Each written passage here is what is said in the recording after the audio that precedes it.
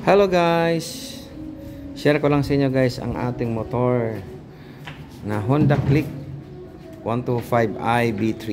Yan guys, 1 year na siya guys and 8 months. Pero guys, tingnan nyo na lang, kayo na lang magdesisyon kung mag-judge kung okay pa ba siya sa 1 year and 8 months. Yan guys, diba guys? Okay pa naman siya guys, ano? Isang taon na siya guys at 8 buwan. Ikutan ko lang guys sa inyo. Ayan yung harap niya guys. Yan guys, nilagyan ko lang yung sticker yan. Sticker lang yan. Ito sticker yan dito sa ano. Sa ano namin. Village. Yan. Yan guys. Yan guys ang ginagamit natin araw-araw.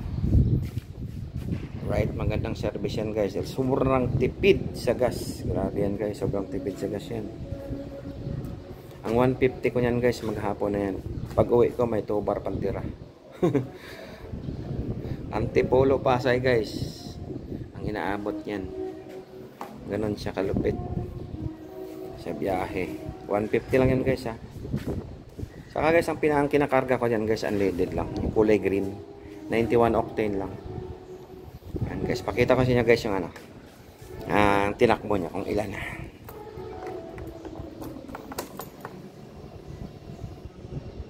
See, kita nyo guys, oh.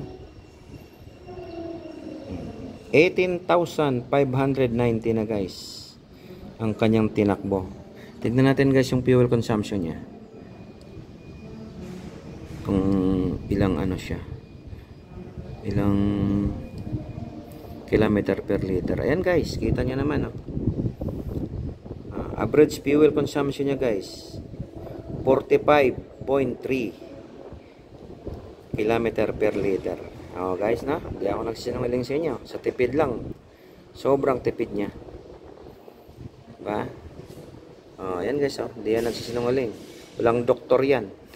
Hindi din doktor yan, diba? Yan guys ang click natin, oh. Sobrang tipid yan guys. Kaya guys, swak talaga to guys, ano, service, no, pang-araw-araw kung gusto mo magtipid lang, magtipid talaga sa gas. Ito guys, solid to, itong motor na ito. Solid yan, napakatipid niya sa gas. Right, ako na nagsasabi niyan guys, dahil araw-araw kong ginagamit yan. Ang biyahe niyan minsan guys, Paranaque pa yan, diretsong Antipolo guys, kung gaano kalayo yun, kung ilang kilometro yun. Antipolo, San Binangonan pa, Cardona guys, ang lalayo nun. Tignan nyo naman, yan lang guys.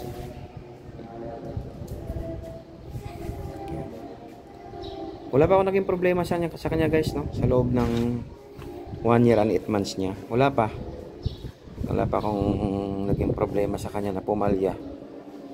Yan guys, diba? Yan guys, i-click yan. Guys, ngayon guys, kasi Sunday, kaya ginawan ko rin siya ng vlog dahil every Sunday lang kasi siya guys nalilinis. Kaya ngayon, ligo day siya, linis. Kaya ayan, kinuha natin ng vlog. Saka matagal ko na rin to vlog, guys, hindi na vlog tong motor natin. Tagal na. Diba? Solid pa rin guys, yun, wala pa ako guys sa papalitan. Ito lang guys, yung ituturo ko sa inyo, yung ayan, coolant yan guys, ito. Ayan, yung coolant na yan guys, yan. Nadadagdagan ko lang siya ng coolant. Yan, nadadagdagan ko lang kasi pag sobrang init guys, nagbabawas talaga yan. Kaya nga dapat i-monitor nyo yan, importante yan. Pag yan guys, natuyuan ang motor nyo, good luck ang makina. Para rin kayo guys, natutuyuan ng langis nyan. Alright, yan guys ang i-monitor nyo pag ang motor nyo merong radiator. Yan guys. Alright. So, kailangan naman guys ang change oil to dahil halos ilang ano na to, mga 1 month na ito guys, mahigit, di ko pa napa-change oil to. Pag mo ipon-ipon mo na para ma-change oil na naman siya. Kasi lagi-lagi, ito lang guys ang lagi-lagi nating gamit, Kasi unang-una guys, madali na siya talaga siyang gamitin. Mga ilaw niya guys, mga brake niya, brake pad, hindi pa ako nagpapalit siya. Solid pa rin yan. Right?